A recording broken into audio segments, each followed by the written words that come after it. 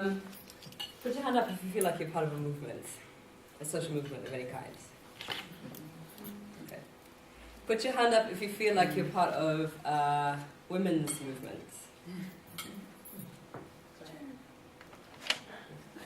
And put your hand up if you feel like you're part of a feminist movement. Put your hand up if you feel that you're part of a social movement that may not be primarily focused on questions of women's rights, but is allied in some way to feminist ideas or supports women's rights. Okay. In some respects, those are some of the questions that we're asking and thinking about in this cutting-edge pack on gender and social movements. Movements are about us. Movements are us. We make movements. And I think what's important about why Jenny described the process that we actually went through to create this was that it was in and of itself reflective of how movements work. The knowledge belongs to all of us. And it's in our political action and in our experience that the knowledge was generated. And so a very kind of outward-focused process of actually generating the information that's in the report I think is important, especially because you're in a scholarly space, but thinking about how do you research, for example, ethically, about something like movements. I think that's a major contribution. So I just wanted to start thinking about that, because again, we're talking in theory, but we're actually talking in practice. And a lot of what this is, if you read the report, the first sections are kind of contextualizing and giving background information in theory, but most of it is actually derived from experiences of practice. And in fact, there's a lot of it, particularly the quite difficult parts, which I'll get to, which actually only emerged in e-discussions and have actually not been, in written terms, documented all that much. So again, just thinking in terms of what this is about and its contribution as well as the methodology, I think that part is key. Right, okay. So why think about gender justice in the context of a discussion about social movements? This fellow who's a Maya leader and who's just eminently quotable made a beautiful comment. At the end of the 20th century, we're not only witnesses but also part of women's struggles for their rights on various fronts, starting with the family, from there to the streets, from there to the mountains. Today, some governed countries and others propose or promote a revolution of thought and language and of patriarchal practices in the exercise of power. I think what that is doing is basically acknowledging the tremendous amount of mobilization of political thinking and thought that has been a contribution to our concepts of justice, our concepts of democracy, our concepts of rights that have been posed by women's movements, right, and by feminist analysis. But what I think this report and this process has done is to say that despite the fact that women's movements are actually central to social movements in the world, that women's rights is actually a central contestation and question when it comes to thinking about what it means to be human today, what it means to be thinking about living in participatory democratic societies, what it means to be a civic being, right? What it means to have somebody who can exercise their rights. It's still eerily absent from most social movement thinking that is not specifically done by feminists, right, or specifically about women. So it's this sort of strange situation where on the one hand we say women's rights have arrived, gender equality is on the table, and on the other hand, in real terms, there's actually so much backlash against it, but also invisibility, and also a lot of naming in word, but not carrying out in deed.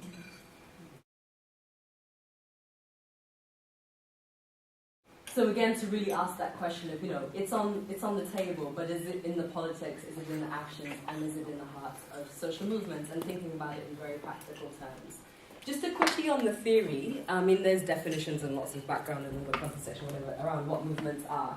But ultimately, it's important to think about the fact that social movements contend that in essence the world is constructed, right? The world is constructed by power relations. All social movements would argue that the world is constructed in some respect by, or progressive social movements, by power relations. And that the social movement's interest is to then perhaps name those power relations, make some of them more visible, and to contest them, right? The differences in social movements arise from a justification around what needs to change, so a political agenda, political analysis, why, who should change them, so who should it be black people, should it be, peasants, should it be who's responsible, or who should be part of the leadership in changing it, who should represent the issues, and how we go about it. But what that means is that although we talk about social movements as being social, social movements are inherently political, in as much as they're always about a contestation of power.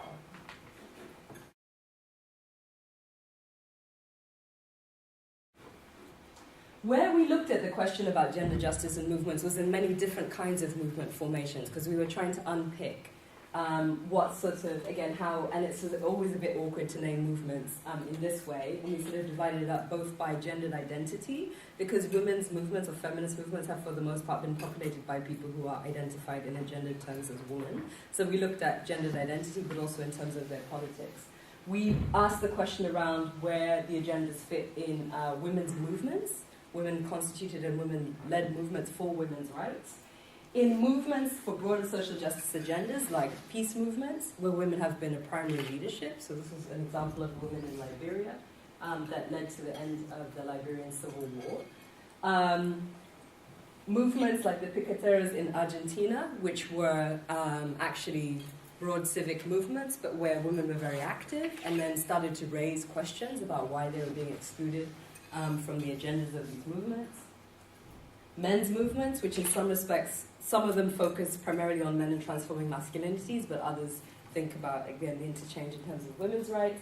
And the very, very, very few examples of social movements that have broad social justice agendas and have incorporated women's rights questions from the start. And that's an example is slum and shack dwellers, the Federation of Slum and Shack Dwellers.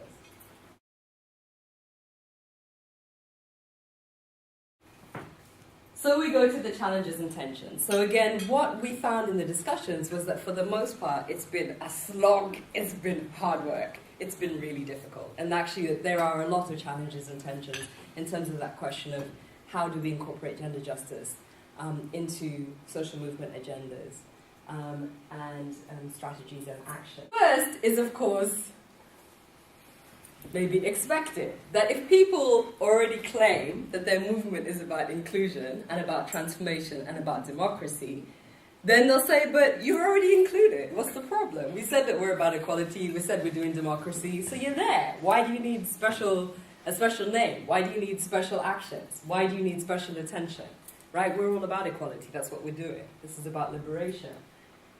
Amongst us, we're already equals. And again, it's still very much a problem in terms of saying this is now a special agenda and you're trying to push this special issue. And sometimes that's even met with the idea that, and on top of it, you're fragmenting our struggle. Because we're supposed to be a unified force and you're coming in and emphasizing difference, you're fragmenting our struggle. Very often that argument is made alongside an instrumentalization of women's participation, though. So people realize that women are really important to fill the ranks. So people are like, yeah, we do women, everybody come on board, right? And you're sort of like the majority in terms of the mass that people need for a movement. But again, not then asking about questions of gendered power within that movement and the extent to which women's participation is really considered in real terms. My personal favorite is that feminism or women's rights are not part of our culture. This is really, really powerful in movements that are contesting any kind of dominant cultural power. And you'd be surprised again how common it is, historically but even contemporarily. And of course, women have always contested that. Both religion and culture are very often the two discourses that are used. Because they are kind of final, yeah? It's like, God says, how are you going to argue that, or this is what our ancestors have done, how can you question that? And in particular, around the stigmatization of feminism, that's very often what's used, the feminism is a Western import, etc., etc. You'd be surprised again how, for a lot of us, it still is actually a discourse that's used to silence a debate over questions around patriarchy in our context. Another is the question of, it's a question of priorities. We're trying to overthrow this dictator. Can we park the women issue? We'll deal with it after the revolution. And again, this is still it's very common, right? Another thing is the fact that externally as well as internally, gendered issues, in particular around issues of the body, are often kind of like a dividing line in the sand, because they're tricky, right? They are forcing people to discuss patriarchy, they're forcing people to discuss sometimes internal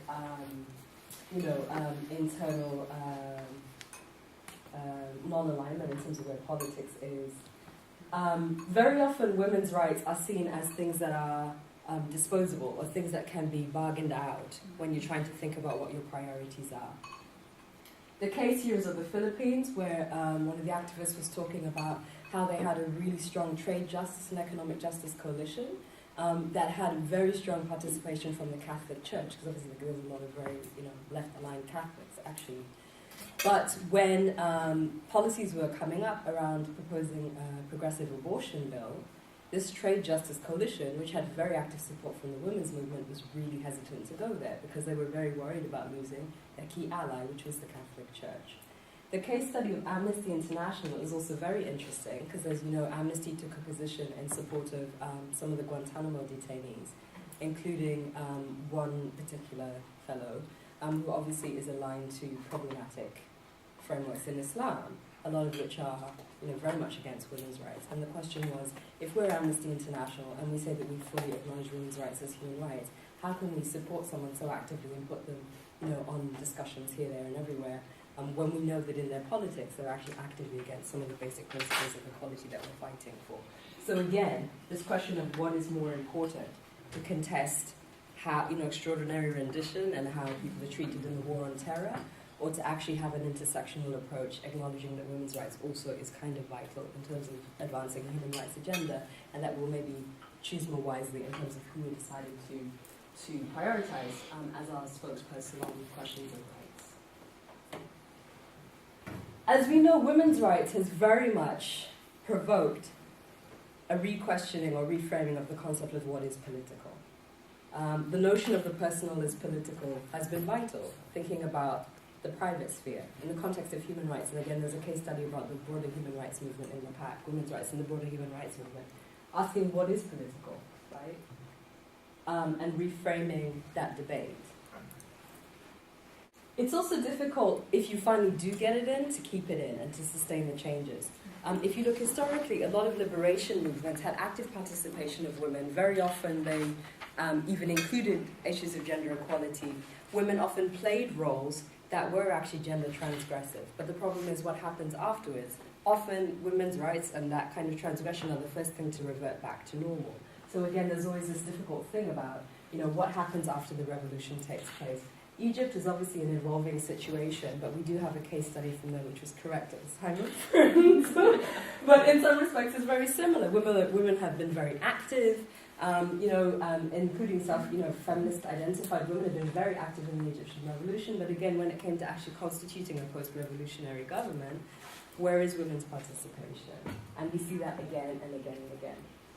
Sustaining an intersectional approach also seems tricky for people, even within women's movements. So again, once gains are made, once different kinds of constituencies come together, how do you sustain those kind of allegiances after a time-specific need to have them has gone?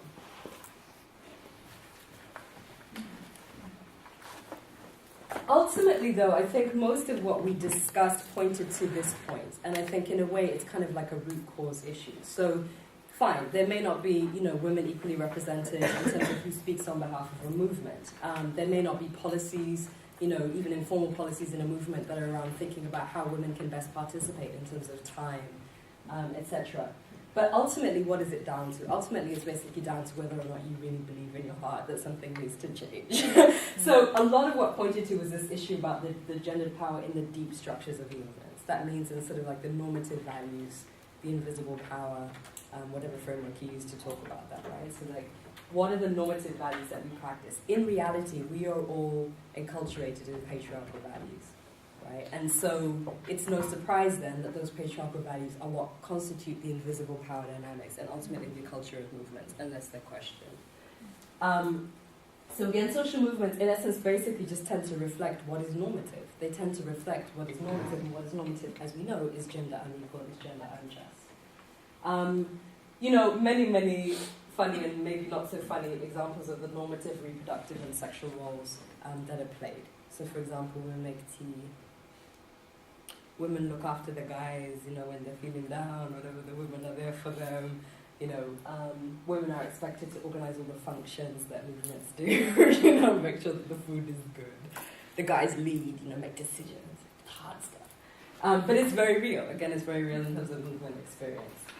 To what extent are men in movements willing to take on childcare responsibilities so that if they're with women partners who have children, that the women are able to participate in something that the movement is doing. There's also a lot of examples of the resistance to accountability in terms of what leaders in particular, but members of movements do in their private lives. So you can get up on, a platform and talk about women's rights and what have you, and then, you're like the local sugar daddy, and nobody's questioning that, right? It's very common though. So again, it's like, what do you do in your private life? In your private life, you actually are a domestic abuser. To what extent do people in a movement feel publicly they can raise that as a question in terms of saying that if we're all about ethics and integrity, and we've stated that we have, a position on violence against women, why can't we call you to account in terms of your own behaviour when it comes to things that you do in your private life? And again, the stereotypes and backlash around feminism are often political in their strategy, but often very much come out of very normative beliefs and values in a way of the threat that feminism poses to questions of who has power and how they use it. I think, one of the most uncomfortable, certainly, but really problematic manifestations of that deep structure is actually the presence of sexual harassment and sexual violence in social movement spaces. So the spaces where you go because you feel that people are politically aligned and ethically aligned to what you believe in. And again, we have a number of case studies or examples, including, really disturbingly, the World Social Forum in Brazil in 2005. It was amazing in terms of systematic sexual abuse of women in the camp of the World Social Forum, but also the way that the World Social Forum organizers responded, in essence, with impunity. And it was basically up to young women to police the space to make sure that other young women were safe. The World Social Forum has very much worked on that since. But I think it's just an amazing example of how in contemporary time you can create a space. Occupy was quite similar, because of course they were physically camped out, and there was quite a lot of instances of sexual harassment and sexual abuse that took place. And again, these are your comrades, your brethren, your whatever, and they're, not checking themselves in terms of thinking about, how they relate to you one-on-one in terms of their bodies. So again, it's quite amazing. And that again, often people who raise questions about how their own comrades, their own, colleagues in a fight have abused them are often labelled as traitors and silenced, because what you're doing is you are, bringing down the integrity of the struggle, for outside, it's a PR challenge, The point is that the impact is political.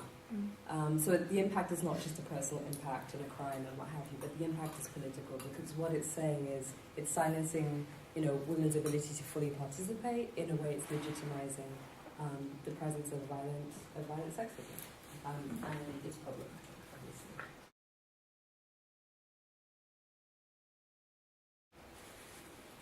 Now, it's not all bad. So there are a lot of examples of how movements have actually struggled with this. Very often it's the women within movements, particularly in mixed gender movements, that actually mobilize, often forming caucuses, or responding to particular events and starting to mobilize and raise questions about how movements are run. So I've got some examples of that just as bullet point.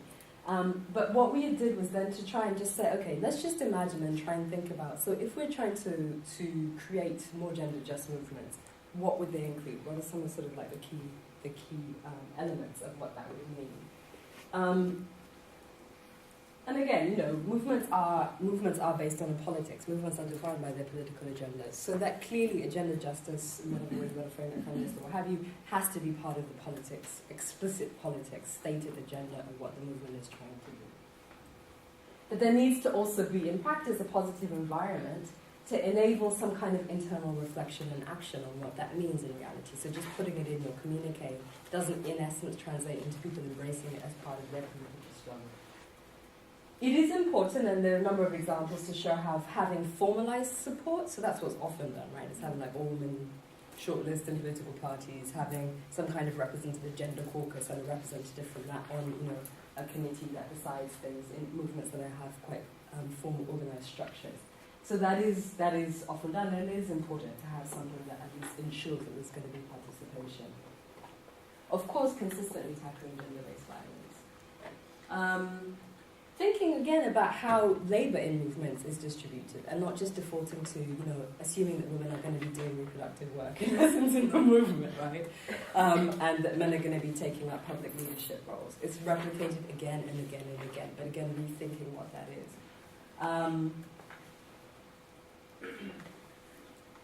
Really appreciating, and there was a piece in there about thinking about women human rights defenders, but also again when we start thinking about the costs of activism, because as we know, movements, you're challenging powers, there's always risk involved, thinking about the cost of activism and actually taking into account that women are affected differently by backlash than men are. And so again, taking that into account in terms of your risk mitigation and in terms of how movements respond to different crises, to consider that women and men may be differentially affected, and the importance of having a response to those different experiences. And again, taking into account shifting understandings of what gender is in social life and in activism. The trans and intersex obviously is one contestation, but even in terms of different experiences, our gender norms and gender identities are changing as cisgendered people too. And so also taking into account what it means to be a woman now, taking into account what it means to be a man now, and thinking also in that rather than in stereotypes.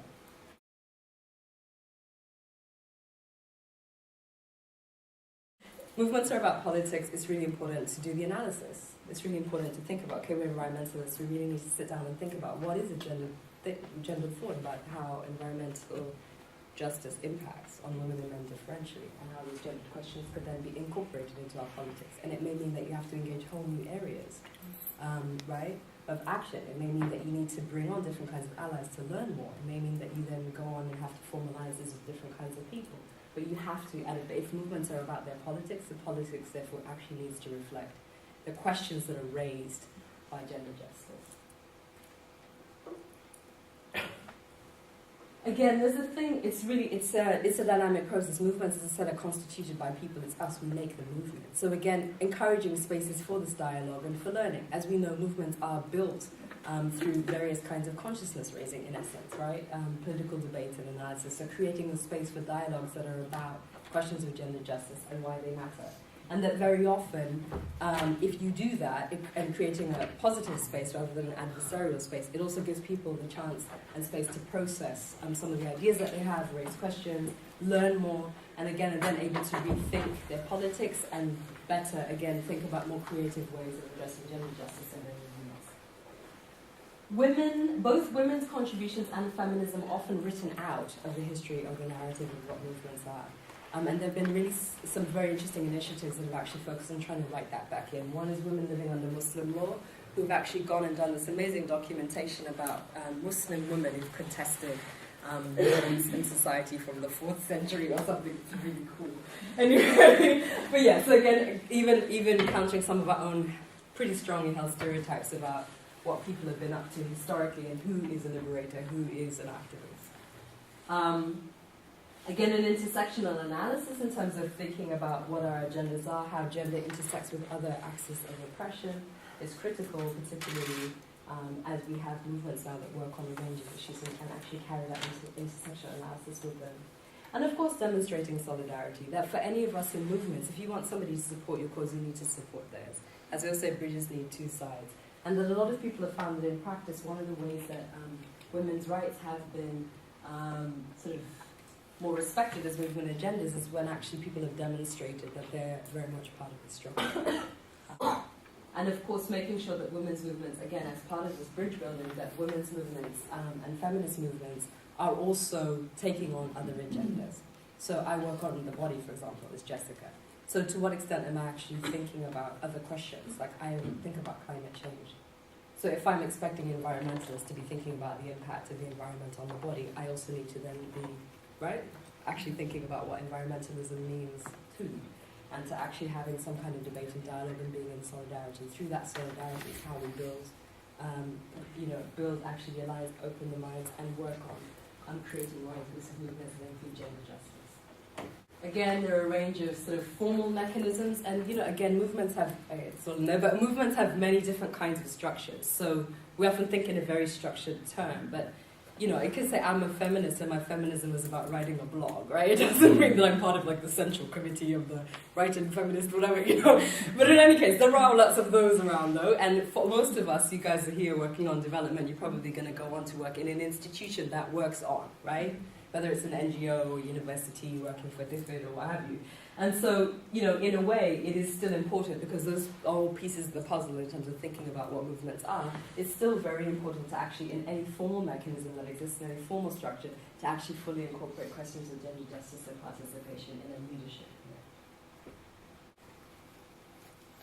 And again, the deep structure work. And I think there are, you know, a lot of really interesting examples in there about, you know, people even questioning, this is the interesting one about a researcher at IDS who was saying, you know, part of my activism is being clear about how I see my own patriarchal privileges in life, which I certainly have enjoyed, but which have not always been good for me. For example, relying on my former wife to take care of the children while I charged ahead and developed a career, including on gender equality and HIV. So again, like the process of thinking about your own participation in terms of perpetuating, you know, problematic power relations when it comes to gender, and changing that. And again, these are my notes. Questioning masculinities and challenging male supremacy. And also, again, as a link, the Challenging Male Supremacy Project in New York has some amazing materials up there about that. In general, though, it's going to take time, and the Brazilians talk about revolutionary patience. So it's also a thing about staying with the debate and helping people work through.